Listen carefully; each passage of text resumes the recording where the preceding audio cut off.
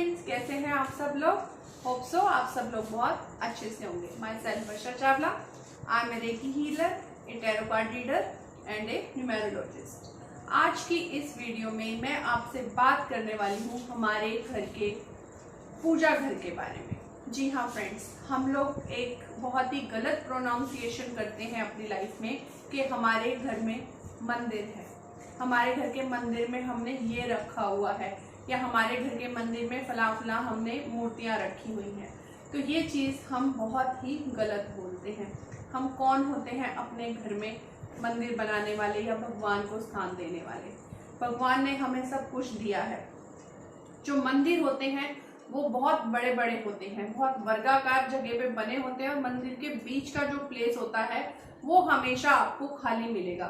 वो होता है ब्रह्म स्थान। ब्रह्म स्थान को घर में भी और मंदिर में भी हमेशा खाली छोड़ा जाता है, क्योंकि उस जगह पे अगर आप कुछ हैवी चीजें रखेंगे या गंदगी मचा के रखेंगे तो वो आपके पूरे घर के वास्तु को डिस्टर्ब करेगा। तो कोशिश करें कि अपने घर के ब्रह्म स्थान को आप हमेशा खाली रखें, साफ सुथरा रखें और सजा कर रखें। अब बात करते हैं मंदिर। हमारे घर में जो होता है उसको पूजा घर बोलते हैं या देव स्थान बोलते हैं, जहाँ पे हमने अपने देवों को स्थान दिया हुआ है। लोग क्या करते हैं, कई लोग तो बहुत अच्छे से जब अपना घर बनाते हैं, प्रॉपर एक मंदिर ही निकलता है मुंह से, तो वो प्रॉपर एक पूजा घर बनवाते हैं, पूरे अपने देवों को वहां पे स्थान देते हैं, एक अच्छा सा सुंदर सा पूजा घर बनाते हैं। लेकिन कई घरों में मैंने देखा है एक छोटे से कोने में मंदिर बना देंगे, या किचन के किसी कबर्ड में या ड्रॉर में मंदिर बना देंगे। देखिए, भगवान कभी नहीं कहते कि आप उनको इस तरह से कहीं घर में रखो। जरूरी है आपके मन में श्रद्धा होनी चाहिए, आपके मन में विश्वास होना चाहिए, आपके कर्म अच्छे होने चाहिए। अगर आप आंखें बंद करके अपने अंदर भी झांक के भगवान को याद करते हैं, जिनको भी आप मानते हैं, तो भी आपकी पूजा, आपकी अर्चना उस भगवान तक जाएगी। अगर आपने घर में मंदिर बनाया हुआ है, नॉट मंदिर, अगर आपने घर में पूजा घर बनाया हुआ है, देवस्थान बनाया हुआ है, तो श्योर करें कि डेली वहां पर सफाई होती हो। जिस तरह आप अपने घर में मेड लगाते हैं साफ सफाई करने के लिए, उसी तरह आपका पूजा घर भी डेली साफ होना चाहिए। दूसरी बात, हमें अपने पूजा घर में कभी भी बहुत बड़ी बड़ी मार्बल की स्टैचूज नहीं रखने चाहिए। कई लोगों के घरों में, बड़े बड़े घरों में मैंने देखा है कि वो अपने घर की एंट्रेंस पे एक अच्छा सा पूजा घर बनवा लेते हैं, जहाँ पे डेली पंडित जी आके मूर्तियों को नहलाते हैं, खाना खिलाते हैं, भोग लगाते हैं, पूजा करते हैं। तो वो सारा श्रेय पंडित जी ही लेके जाते हैं, आपने तो बस नाम का पूजा घर बना रखा है।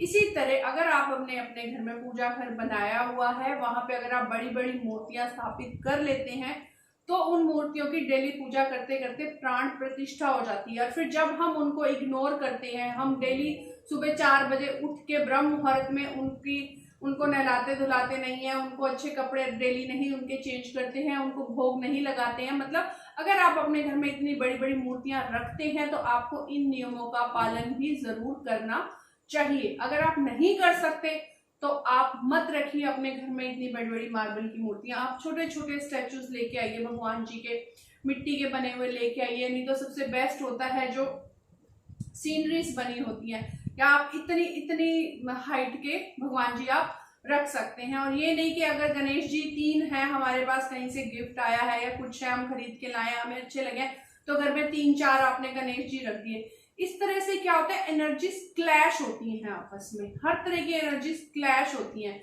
आपने किसी भी देवी देवता की मूर्ति या स्टैचू या पिक्चर रखनी है तो वो आप अपने पूजा स्थान पर ही रखें, देव स्थान पर ही रखें। अब आपको कहीं से गणेश जी की बहुत बड़ी सीनरी अच्छी सी मिल गई, आपने उसको ड्राइंग रूम में लगा दिया, एक को आपने बेडरूम में लगा दिया, तो इस तरह आपके पूरे घर की एनर्जी स्टक होनी शुरू हो जाएगी। फिर आप सोचोगे यार हमने तो पूरे घर में भगवान जी को जगह दे रखी है, फिर भी शांति नहीं है। जिस चीज की हम डेली पूजा करते हैं, उनको प्रसाद चढ़ाते हैं, उनके आगे नतमस्तक होते हैं, वहां से हमें पॉजिटिव वाइब्स आती हैं। लेकिन अगर हर तरफ से पॉजिटिव वाइब्स आने लग जाएंगी तो वो कहीं ना कहीं स्टक जरूर होंगी। तो कोशिश करिए, चाहे आपके घर में बहुत छोटा सा पूजा घर हो, छोटा सा आपने देवस्थान बनाया हो, वो हमेशा डेली साफ सुथरा रहे। डेली आप भगवान जी को भोग लगाएं, डेली आप धूप बत्ती करें, तभी आपकी पूजा सफल मानी जाएगी। इससे अगर आपके पास टाइम नहीं है तो आप मत बनाइए। आप दीवार पे एक कॉर्नर भगवान जी के नाम का समझ के वहां पे एक सुंदर सी तस्वीर लगाइए, ताकि डेली आपको उसकी केयर करना भी इजी हो और उनके आगे नतमस्तक होना भी आपके लिए इजी हो। अगर आप अपने पूजा घर को साफ सुथरा रख सकते हैं तभी आप उस पूजा घर को बनाइए। और दूसरी बात, आप कुछ लोगों को देखा होगा कि घर के बाहर गणेश जी लगा देते हैं। घर के बाहर एक गणेश जी की फोटो या स्टैचू या कुछ भी एंट्रेंस में जब वो नया नया घर बनता है तो वो जरूर लगाते हैं।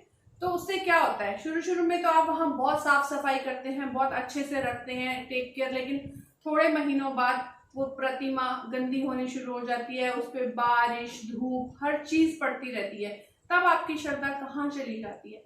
इससे अच्छा तो आप वहां पे मूर्तियां ना स्थापित करें। आप कुछ सिंबल बना सकते हैं, आप ओम बना सकते हैं, स्वास्तिक बनवा सकते हैं, आप इस तरह से कुछ सिंबल वहां पे लगा सकते हैं।